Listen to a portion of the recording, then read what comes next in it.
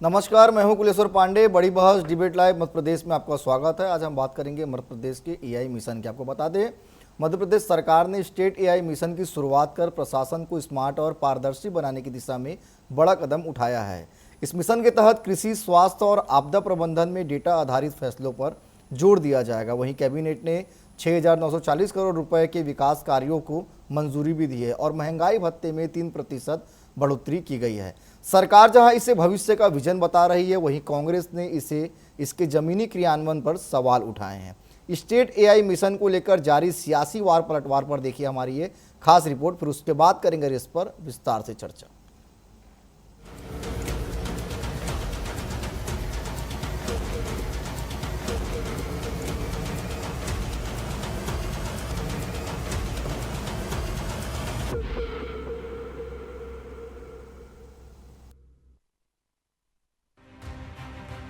मध्य प्रदेश सरकार ने state AI mission की शुरुआत का ऐलान किया है, जो प्रशासन को स्मार्ट और भविष्य के लिए तैयार बनाने की दिशा में बड़ा कदम माना जा रहा है।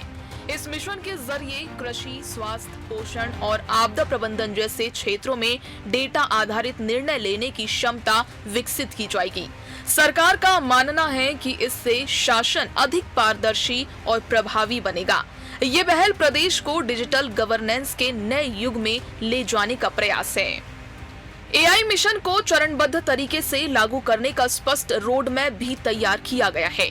वर्ष 2026-27 में आधारभूत तैयारी, 2027-28 में व्यापक क्रियान्वयन और 2028 से इसे स्थायी व्यवस्था के रूप में विकसित किया जाएगा। इसी के साथ मुख्यमंत्री कैबिनेट ने 6,940 करोड़ रुपए के विकास कार्यों को मंजूरी देकर बुनियादी ढांचे को भी मजबूती दे दी है। महंगाई भत्ते में वृद्धि और सामाजिक योजनाओं के फैसले विकास के साथ राहत का संतुलन भी दिखाते हैं। मध्य प्रदेश ने एक महत्वपूर्ण निर्णय लिया है। मध्य प्रदेश के अंदर एक एआई मिशन हम प्रारंभ कर रहे हैं। एआई का उपयोग किन चीजों में हो और किसके अंदर हम प्राथमिक तौर पर आगे बढ़े, इसमें कृषि, स्वास्थ्य, पोषण एवं आपदा प्रबंधन में जोखिमों की पूर्व पहचान हम कैसे ले सके, इसके लिए एक स्टेट एआई मिशन प्रारंभ करने का निर्णय लिया गया और इसके माध्यम से हमें लगता है कि हम मध्य प्रदेश में डाटा का संकलन और उनके ऊपर एक प्रभावी नियंत्रण करने में हम सफल होंगे। युवाओं को सशक्त बनाने के लिए यूपीएससी में बढ़ती भागीदारी और शौर्य संकल्प योजना जैसे प्रयास किए जा रहे हैं, जिससे रोजगार और राष्ट्र निर्माण को गति मिलेगी। हालांकि विपक्ष, खासकर कांग्रेस, एआई मिशन और इन योजनाओं के क्रियान्वयन पर सवाल भी उठा रही है। कांग्रेस का कहना है कि जमीनी स्तर पर शिक्षा, स्वास्थ्य और रोजगार की चुनौतियां अब भी बनी हुई है और डिजिटल योजनाओं की पहुंच ग्रामीण क्षेत्रों तक सुनिश्चित करना जरूरी है। देखिए, आर्टिफिशियल इंटेलिजेंस का ज़माना है।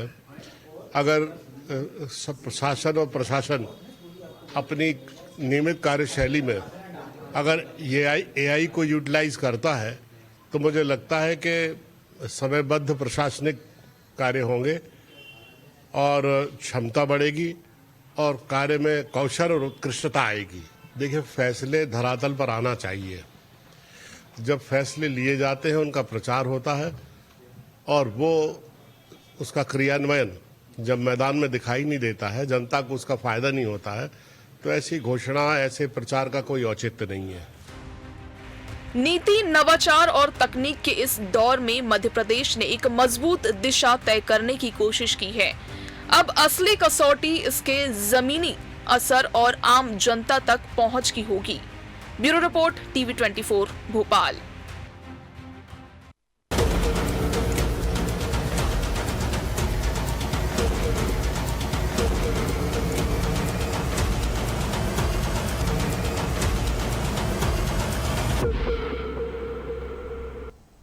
तो बिल्कुल नवाचार की बात की जा रही है। मध्य प्रदेश में एआई तकनीकी से सबको जोड़ने का काम किया जा रहा है और इसके पहले भी हमने देखा है कि एआई आर्टिफिशियल कितना जो मध्य प्रदेश में जोड़ दिया गया है। सरकार का इसके पीछे का मंशा साफ है कि जो अभी जिस काम में समय ज़्यादा लगता है वो काम चंद मिनटों में हो जाए और आम जन को इससे राहत मिले। तो चलिए इसी पर करेंगे चर्चा। हमारे साथ 3 बेहद खास मेहमान जुड़ चुके हैं। सचिन सक्सेना जी है, बीजेपी प्रवक्ता, स्वागत करता हूँ मैं उनका।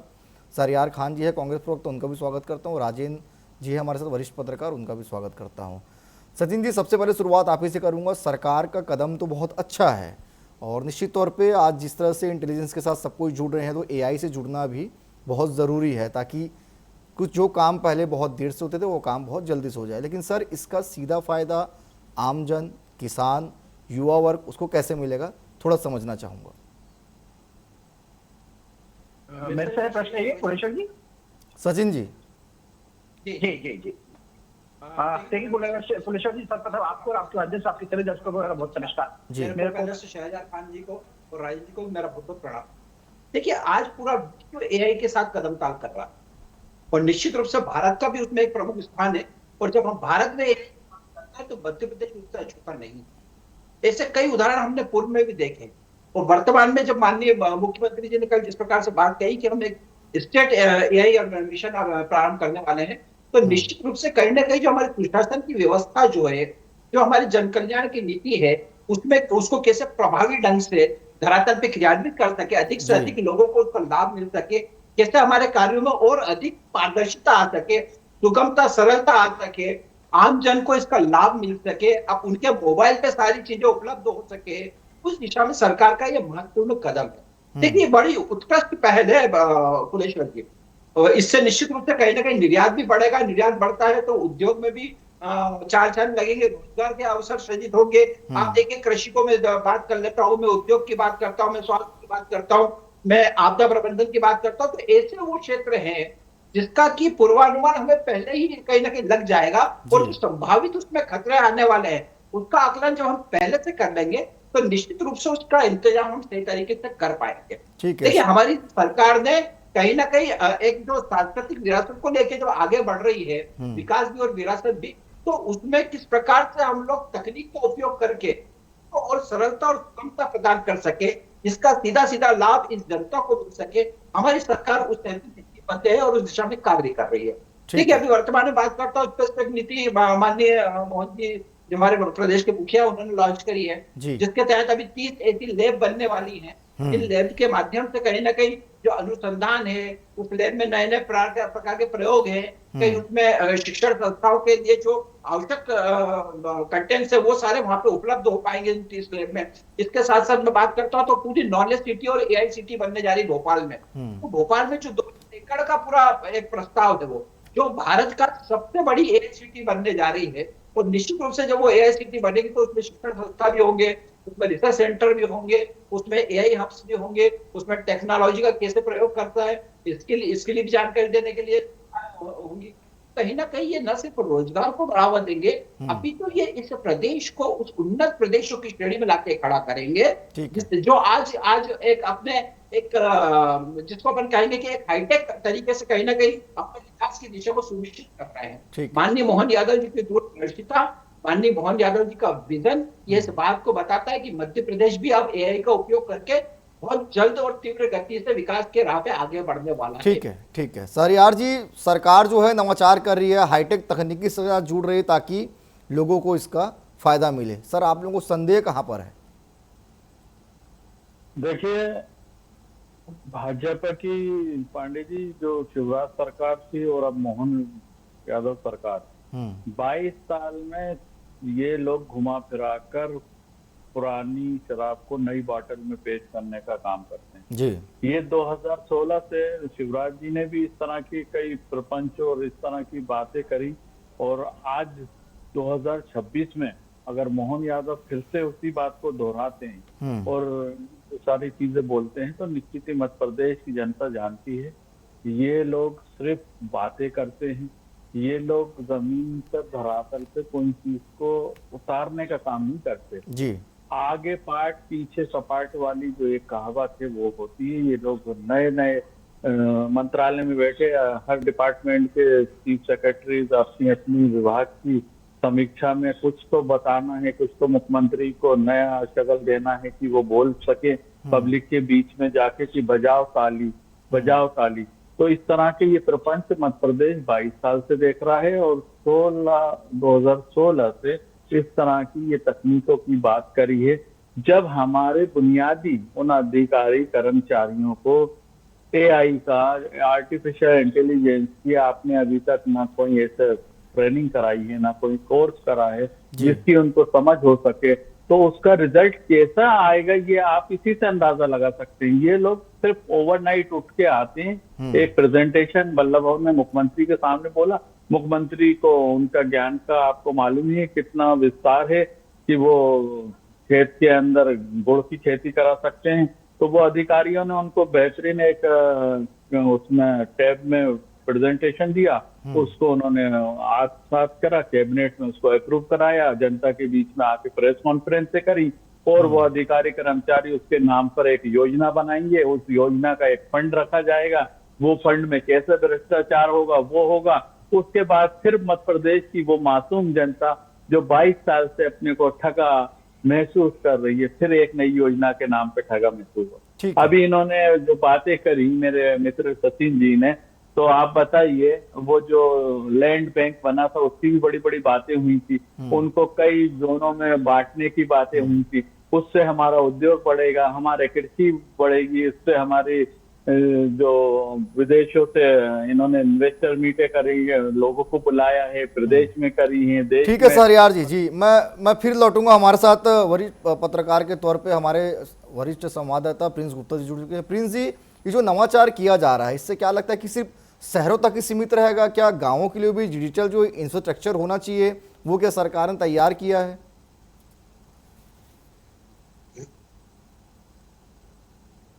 प्रिंस जी, एक बार आपका सवाल और रिपीट कर देंगे? प्रिंस जी, एआई मिशन की तो बात की जा रही है, लेकिन सरकार ने सिर्फ शहर को चुना कि गांव में भी डिजिटल इंफ्रास्ट्रक्चर तैयार रखा हुआ है? क्योंकि देखिए आज गांव को भी जो है कनेक्टिविटी से जोड़ना जो है बहुत महत्वपूर्ण होता है, लेकिन हम कई बार देखें गांव में तकनीकी चीज जो है उसके कारण गांव जो है ये सारी चीजों से नहीं जुड़ पाता है, तो क्या वो व्यापक तैयारी भी की जा चुकी है? देखिए, मध्य प्रदेश में लगातार मुख्यमंत्री डॉक्टर मोहन यादव निश्चित तौर पर कई नवाचार कर रहे हैं और उस पर निश्चित ही विपक्ष भी अपनी बात रखता आया है कि आप नवाचार कर रहे हैं, तमाम चीजें कर रहे हैं और उसमें आप कितना क्या कर पाएंगे, एक सवाल लाजिम है। लेकिन उसके भी अगर कोई प्रयास होता है सरकार की तरफ से, हम जैसा कि अभी देख रहे हैं कि काफी दिनों से मुख्यमंत्री डॉक्टर मोहन यादव कई जगहों पर जा रहे हैं, कई तरह की नई चीजें कर रहे हैं और खासतौर से इन्वेस्टर समिट को लेकर तो लगातार प्रयास करते रहे। अब नवाचार के साथ साथ टेक्नोलॉजी को अपनाना, यानी कि पारदर्शी सुशासन में अब तकनीक का भी एक प्रयोग होना चाहिए और उसमें खास तौर से एआई समिट हुआ है, एआई में एआई तकनीक को अपनाना और उसके जरिए फिर तमाम चीजों को करना। यानी कि अब हम अगर तकनीक के साथ नहीं चलेंगे, जहां तक तकनीक को अपनाने की बात है, अगर उसके साथ हम नहीं चलेंगे तो शायद पिछड़ जाएंगे।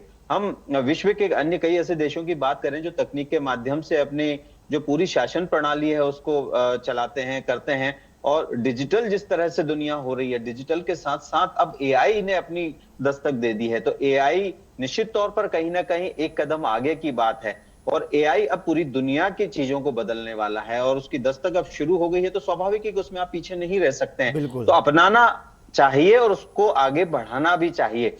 और विपक्ष इस बार कई तरह की बातें कहता है कि आप प्रदेश पिछड़ रहा है या कई तरह की चीजें हो रही है, तो कुछ लैप्स हम मान सकते हैं कि निश्चित तौर पर जब इतना बड़ा राज्य है और उस राज्य को चलाने के लिए तमाम तरह के इंफ्रास्ट्रक्चर को बेहतर करने की बात आती है, तो सत्ता में कोई भी रहे, कांग्रेस रहे या बीजेपी रहे, वो अपने तरीके से इंप्लीमेंटेशन तमाम चीजों का करते हैं और विपक्ष निश्चित तौर पर एक वॉच करता है सारी चीजों को। तो वो उनका सवाल भी लाजिम है कि वो जो सवाल खड़े करते हैं वो कहीं ना कहीं धरातल पर कितने उतर रहे हैं और आप बात ही तो नहीं कर रहे हैं। लेकिन वही सत्ता पक्ष का भी यही कहना है और सरकार का भी यही कहना है कि हम करेंगे तो आगे बढ़ेंगे, नहीं करेंगे तो शायद हम वहीं रह जाएंगे। जी ठीक है सचिन जी, कांग्रेस को तो ये ठीक नहीं लग रहा है, वो साफ कह रहे हैं कि जनता को ठगा हुआ महसूस हो रहा है आप लोगों की सरकार में, सिर्फ और सिर्फ एक इवेंट बन के रह गया है, घोषणाएं बन के रह चुकी है हर चीजें। जनता को ठगा महसूस नहीं हो रहा है, जनता तो सारी चीजें समझ रही है और कहीं ना कहीं सरकार के साथ कदम ताल मिल रही है और यही कारण है कि जनता का आशीर्वाद लोगों से सतत रूप से मिलता है। पसोपेश कहाँ है? वो कांग्रेस में है और वो कांग्रेस में इसलिए है कि जिस प्रकार से अब कांग्रेस से आप एआई की बहुत उम्मीद नहीं कर सकते। जिन्होंने वैश्विक स्तर पर होने वाली एआई समिट का दिल्ली में इस प्रकार का प्रदर्शन किया था अर्धनग्न होके, उनसे आप एआई के बहुत सपोर्ट की उम्मीद नहीं कर सकते, क्योंकि उनको ये नहीं पता कि मोदी विरोध करते करते कब वो देश का विरोध करने लग जाते हैं, भाजपा का विरोध करते करते कब वो राष्ट्र के ऊपर प्रश्न लगाने लग जाते हैं, ये उनके समझ नहीं आता। फिर छोड़िए, दूसरी बात इन्होंने कही तो अब एआई की बहुत समझने की अपेक्षा मैं उन लोगों से नहीं कर सकता हूँ जो कहीं ना कहीं आटे को लीटर में नापते हैं आज भी, तो वो बात छोड़ दीजिए, चूंकि इन्होंने जिक्र करा इसलिए मैं जिक्र कर रहा जिक्र भी नहीं करता। शहजाद खान जी ने उदाहरण भी दिया, तो दारू की बोतल का उदाहरण दिया कि नई बोतल में पुरानी बोतल में नया लेबल लगा के दिया है। मेरा ये कहना है कि आप इस बात को समझने का प्रयास करें, भारतीय जनता पार्टी की सरकार आधुनिक तकनीक के साथ में कैसे विकास हो सके उस दिशा में कार्य कर रही है, और ये कहीं ना कहीं सराहनीय है। आज अगर हम तकनीक का उपयोग नहीं करेंगे तो अभी पेंशन बातें हम पिछड़ जाएंगे, और जब हम पिछड़ जाएंगे तो हमारा कहीं ना कहीं सीधा सीधा नुकसान हमारे प्रदेश की जनता का होगा, और हम किसी भी सूरत में हम प्रतिबद्ध हैं अपनी जनता को आगे बढ़ाने के लिए, न कि उनको पीछे धकेलने के लिए। तो जब जब जो ऐसी आवश्यकता रहेगी हमारी सरकार उस दिशा में कार्य करेगी, जहां आवश्यकता रहेगी। आज की तारीख में सिर्फ ऐसा नहीं कि प्रदेश एआई को अपनाने में अव्वल है, अभी तो हम लोग उसको वेबसाइट डेवलप करने में भी कहीं ना कहीं आगे बढ़ रहे हैं, और जब हम आगे बढ़ रहे हैं तो अभी केंद्र सरकार की एक एआई समाचार करके एक एप्लीकेशन लॉन्च, एक प्लेटफॉर्म लॉन्च हुआ है, जिसके माध्यम से कहीं ना कहीं आज की तारीख में 1,17,000 से अधिक पंचायतों को उस पर प्लेटफॉर्म पर रजिस्टर्ड करते हैं। एमपी में भी वो कार्य चालू हो गया है, जिसमें कि अगर सचिव और सरपंच और सदस्य बैठ के जब बैठक करते हैं तो उस प्लेटफॉर्म के माध्यम से उसके मिनट्स, उसके सारांश बहुत जल्दी तैयार हो जाते हैं, और बड़े सीमित उसमें तैयार होते हो, सीमित समय में तैयार होते हो सारी चीजें।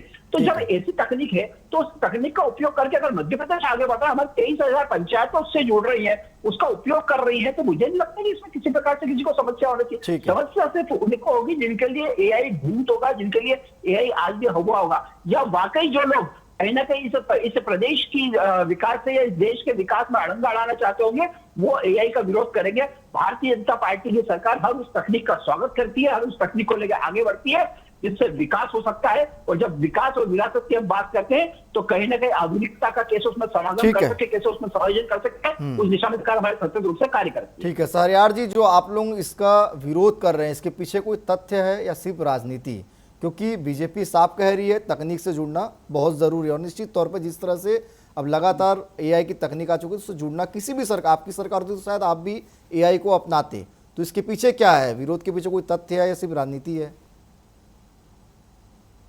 देखिए पांडे जी, मैं आपके माध्यम से सचिन जी से पूछना चाहता हूँ कि मेरे ज्ञानवर्धन के लिए आप ये बता दें कि आप एआई के बारे में आपका कितना ज्ञान है, एआई का फुल फॉर्म क्या है, एआई के प्रमुख प्लेटफॉर्म क्या क्या हैं, वो मेरे को नाम गिना दें, मेरे को समझ आएगा कि। और मोहन यादव को कितना ज्ञान है वो बता दें, जो कि खेतों में गुड़ की खेती कर रहे हैं, आप थोड़ा सा बता दें। ठीक है। मैं शहरयार जी, मैं उनसे फुल फॉर्म में जान लेता हूँ, उसके बाद फिर तुरंत लौटूंगा आपके पास। शहरयार जी, उनका पांडे जी, मैं एक बार पूरी बात कर लूं। कांग्रेस पार्टी द्वारा सचिन जी 1 मिनट रुकना चाहूंगा, शहरयार जी से सुन लेते हैं। हाँ ना जी, अपनी बात रखिए। हम लोग को 1 साल पहले एआई से काफी ट्रेनिंग के माध्यम से हम लोग का इंट्रोडक्शन हो चुका है, हम लोग उस पर काम कर रहे हैं। हम आपके साथ जो डिबेट में बैठते हैं, हम उसी से अपना डाटा और वो सब बहुत चंद मिनटों में निकाल लेते हैं, और बड़ा तार्किक उसके जवाब आते हैं, जानकारियां आती हैं। निश्चित ही मेरा भी ये, सरकार अगर नवाचार करना चाहती है तो उसका स्वागत है, हम उसका भी स्वागत करने को तैयार हैं। लेकिन कांग्रेस पार्टी का ये मत है कि पूरी तैयारी के साथ वो अधिकारी कर्मचारियों को आप उससे इंट्रोडक्शन तो करा दीजिए, उसके उनको पूरा ज्ञान तो दे दीजिए, जब तो वो उसका आउटपुट आपको दे पाएंगे। आगे पार्ट पीछे सपाट वाली जो अभी तक की 22 साल की योजना है, वो इस तरह की विषयों में नहीं चलने वाली। यहाँ तो अगर आपके पास ज्ञान होगा तभी आप उसका सदुपयोग कर पाएंगे, तभी उसका फायदा मध्य प्रदेश को और मध्य प्रदेश की जनता को और योजनाओं में उसका क्रियान्वयन करने में आसानी होगी। मेरा कहना यह है। ठीक है सचिन जी, जवाब दे दीजिए अब उनके सवालों का। देखिए उनके जो सवाल है तो एक पूरी जानकारी एआई की मैं देता हूँ। एआई का मतलब होता है शहरयार खान जी आर्टिफिशियल इंटेलिजेंस, जिसको हम हिंदी में कृत्रिम बुद्धिमत्ता कहते हैं। और निश्चित रूप से ये अपने आप में आज की तारीख में तो एक कोर्स है, कई कॉलेज, मेरे 2 बच्चे हैं, मेरी भतीजी और मेरा बेटा, ये दोनों एआई में कार्य कर रहे हैं। एआई का एक काम आपको और बता देता हूं मैं, आज की तारीख में अगर मैं बड़े बड़े सॉफ्टवेयर जो डेवलप हो रहे हैं, जो बड़े बड़े कहीं ना कहीं वेबसाइट डेवलप हो रही है, वो सिर्फ और सिर्फ कुछ मिनटों में डेवलप कर सकते हैं, जिसमें पहले समय लगता था महीनों का। आज की तारीख में वो विदाउट कोडिंग कहीं ना कहीं एआई के माध्यम से सिर्फ जेमिनी आई को अगर मैं बोलता हूं तो मुझे एक वेबसाइट डेवलप करके दे देता है 2 मिनट के अंदर, 3 मिनट के अंदर। जब मैं आज ये एक फ्रेम बनी हुई है हमारी, हम सब बैठे हुए हैं, इसका अगर मैं इमेज लेता हूँ, इसका स्क्रीनशॉट लेता हूँ, इसमें जेमिनाई पे उसको लॉन्च उसको अपलोड करते हुए बोलता हूँ कि इसमें से रेड जैकेट वाले भाई साहब को हटा के इसकी जगह आप एलन मस्क को बिठा दीजिए, तो मुश्किल से 1 मिनट ही लगेगा आपको मुझे इस प्रकार की इमेज तैयार करके देने में। जब इतनी सुविधा तकनीक के माध्यम से मिल सकती है, तो अगर हम उसका उपयोग नहीं कर रहे हैं सही दिशा में सकारात्मक रूप से, तो कहीं ना कहीं हम उस तकनीक से डर रहे हैं और भाग रहे हैं, और ये भागना कांग्रेस को बंद करना चाहिए। आपने पचमढ़ी में एआई के नाम से प्रशिक्षण वाला चालू किया था, उसमें मुझे नहीं मालूम कि आपने क्या पढ़ाया, क्या पढ़ाया गया आपको, लेकिन अगर वाकई आपने पढ़ा होता तो शायद एआई से आपको इतना भय नहीं होता। चलिए, हमारे संवाददाता भी कुछ कहना चाह रहे हैं, उनसे उनका भी सुन लेते हैं, फिर आप दोनों के पास लौटूंगा। जी प्रिंस जी, अपनी बात रखिए। जी बिल्कुल एआई को लेकर राजनीति अपनी जगह है, क्योंकि दोनों ही दलों का अपना काम है राजनीति करना। लेकिन मैं बात यहाँ करूं, शहरयार भाई को भी मैं एक बात यहाँ बताना चाहूंगा, और खासतौर से सचिन जी को भी, कि जो कंप्यूटर है, कंप्यूटर लाने का श्रेय बहुत बड़ा राजीव गांधी को जाता है। लेकिन अगर वर्तमान सरकार उस तकनीक को और एडवांस तरीके से आगे बढ़ा रही है, उस तकनीक का बहुत बेहतर तरीके से उपयोग अगर हो सकता है भविष्य में भारत की जनता के लिए, आम जनता के लिए, प्रदेश के विकास के लिए, तो उसको अपनाना चाहिए। अच्छी चीजों का स्वागत करना चाहिए, जहां कहीं गलत है वहां सवाल उठाना चाहिए। और निश्चित तौर पर जब एआई आने की बात है, परम कंप्यूटर अब आने वाला, मैं आपको बता दूं कि 15 साल बाद जब परम कंप्यूटर आएगा और एआई उससे जुड़ेगा, तो हम कह सकते हैं कि सिनेरियो ही अलग हो जाएगा। यानी कि तकनीक के साथ जो विकास की बात हो रही है वो अलग ही तरह से होगी। सचिन जी ने जैसे कहा कि किस तरह से हम चीजों को कर पाएंगे या कर रहे हैं आज के समय, ये तो इनिशिएट है, यानी कि शुरुआत है। लेकिन इसके बाद जब परम कंप्यूटर से ये सारी चीजें जुड़ेगी तो एआई एक नए स्वरूप में होगा, और तब हमें लगेगा कि नहीं, वाकई जो बातें आज से 10 साल 15 साल पहले होती थी, आज वो कितनी अलग हैं, कितनी चीजें जो है नई और नवाचार के साथ सामने आ रही है।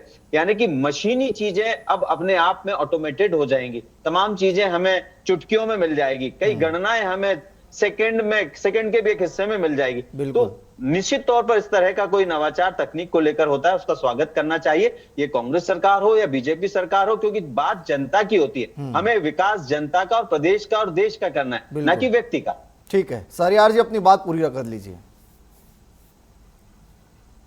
विकास के बीच में जो टेक्नोलॉजी है उसका पूरा सदुपयोग होना चाहिए, लेकिन पूरी जानकारी के साथ, पूरी ट्रेनिंग के साथ। आप बताइए ना प्रिंस जी, जिन अधिकारी कर्मचारियों का आप मंत्रालय आप भी जाते होंगे या अपन चलते हैं, अपन 20 लोग से वहां गेट पे बात कर लेते हैं, कितनों को उसका नॉलेज है, ये प्रदेश के मंत्रालय की बात कर रहा हूं मैं, तो उससे समझ आ जाएगा कि बाकी प्रदेश के जो बृहद जिले हैं, जो आदिवासी अंचल हैं या दूसरे डिस्ट्रिक्ट हैं, वहां पर एआई के बारे में कितना जागरूकता है। तो ये सरकार को पहले जागरूकता, फिर ट्रेनिंग, फिर उनको उसका परंपरागत करके पूरा उनका उस काम को देंगे, तो निश्चित ही उसका सरकारी योजनाओं को प्रदेश को लाभ मिलने जा रहा है। मेरे भाई ने एक जेएमडी से फोटो की बात बता दी, क्योंकि भाजपा फोटो और बैनर की राजनीति करती है, चेहरे की राजनीति करती है।